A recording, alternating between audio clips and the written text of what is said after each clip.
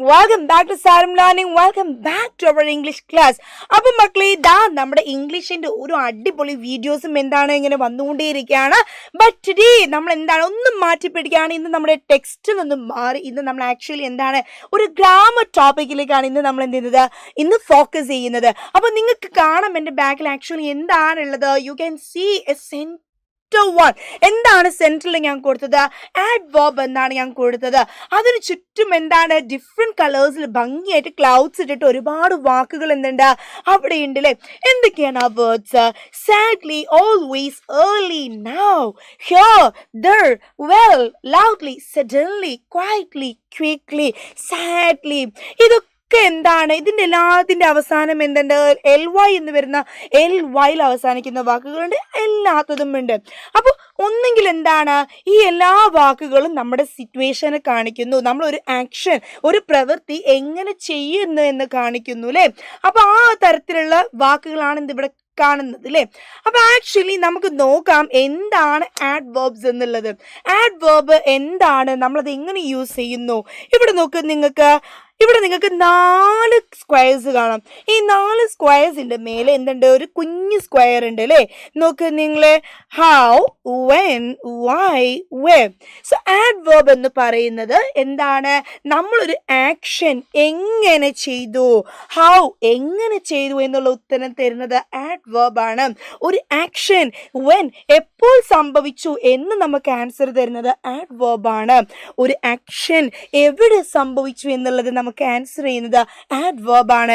ഒരു action Y എന്തുകൊണ്ട് സംഭവിച്ചു എന്നുള്ളത് നമുക്ക് ആൻസർ തരുന്നത് ആഡ്വർബ് ആണ്. ഇപ്പൊ മനസ്സിലായോ എന്തിനാണ് ആഡ്വർബ്?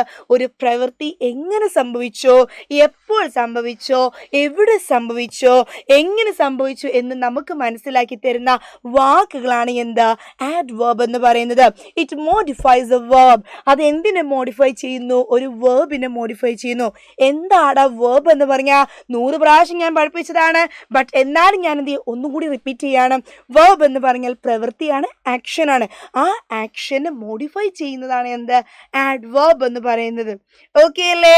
ഓക്കെ, അങ്ങനെയാണ് ഇവിടെ നോക്ക്, നമ്മുടെ ടോണി കംപ്ലൈൻറ്റ്. ടോണി കുട്ടൻ എന്തോ പരാതി പറഞ്ഞു. ജോണി മോനെ, ജോണി മോനെ. അതേപോലെ ടോണി മോനെ, ടോണി മോനെ. ടോണി കുട്ടൻ എന്തോ പരാതി പറഞ്ഞിട്ടുണ്ട്. എങ്ങനെ അവൻ പരാതി പറഞ്ഞത്? Tony complaint bitterly. അവൻ കരങ്ങി വിഷമിച്ചുകൊണ്ടാണ് അവൻ എന്ത് ചെയ്തത്, പരാതി പറഞ്ഞത്. So how he complaint bitterly, വിതുമ്പിട്ടാണ് അവൻ എന്ത് ചെയ്യുന്നത്, പരാതി പറയുന്നത്. അപ്പൊ ഇവിടെ how he did the action, അവൻ എങ്ങനെയാണ്, ഇവിടുത്തെ ആക്ഷൻ എന്താ, പരാതി പറയാം. അപ്പൊ അവൻ എങ്ങനെയാണ് പരാതി പറഞ്ഞത്? bitterly. That is the adverb. ഇനി അടുത്ത എക്സാമ്പിൾ നോക്ക്, when. So now ഇവിടെ നോക്ക്, Jack bought a cactus. Jack bought a cactus. Jack bought എന്ന് പറഞ്ഞാൽ ബൈന്റെ പാസ്റ്റ് ടെൻസ്, വാങ്ങി. ജാക്ക് വാങ്ങി. എന്ത് വാങ്ങി എന്നുള്ള ചോദ്യമല്ല. കാക്ടസ്, ഒരു മുൾച്ചെടി വാങ്ങി. എപ്പോൾ വാങ്ങി? യെസ്റ്റർഡേ, ഇന്നലെ വാങ്ങി. സോ ദാറ്റ് ഈസ് ഓൾസോ എന്താണ് ആഡ്വർബ് ആണ്. നെക്സ്റ്റ് നോക്കൂ, വേർ. ഒരു പ്രവൃത്തി എവിടെ സംഭവിക്കുന്നു? ബാരി വിൽ വെയിറ്റ് ഹിയർ.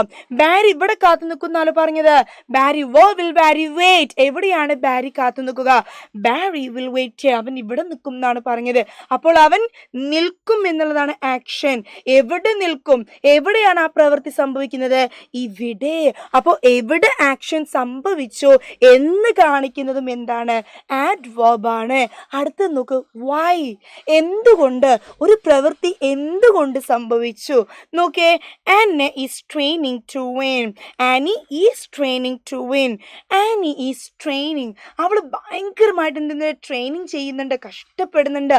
അവൾ എന്തുണ്ട്, ട്രെയിനിങ് ചെയ്തുകൊണ്ടേയിരിക്കുന്നുണ്ട്. വൈ, എന്തുകൊണ്ട്? She wants to win. അവൾക്ക് എന്ത് വേണം? അവൾക്ക് ജയിക്കണം. അപ്പൊ ആക്ച്വലി ഇവിടെ നോക്ക്, how, when, why and where. It tells the answer. മനസ്സിലായോ? ഇനി ഇവിടെ നോക്ക്, this is a very sweet mango. ഇതെന്താണ്? ദിസ് ഈസ്, ഇതാണ് ഇല്ലേ. ഈസ് ആണ് ഇവിടുത്തെ വേർബ്. ഈസ് എന്ന് പറഞ്ഞാൽ എന്താണ്? ദിസ് ഈസ് എന്ത്, മാംഗോയാണ്. Very sweet mango.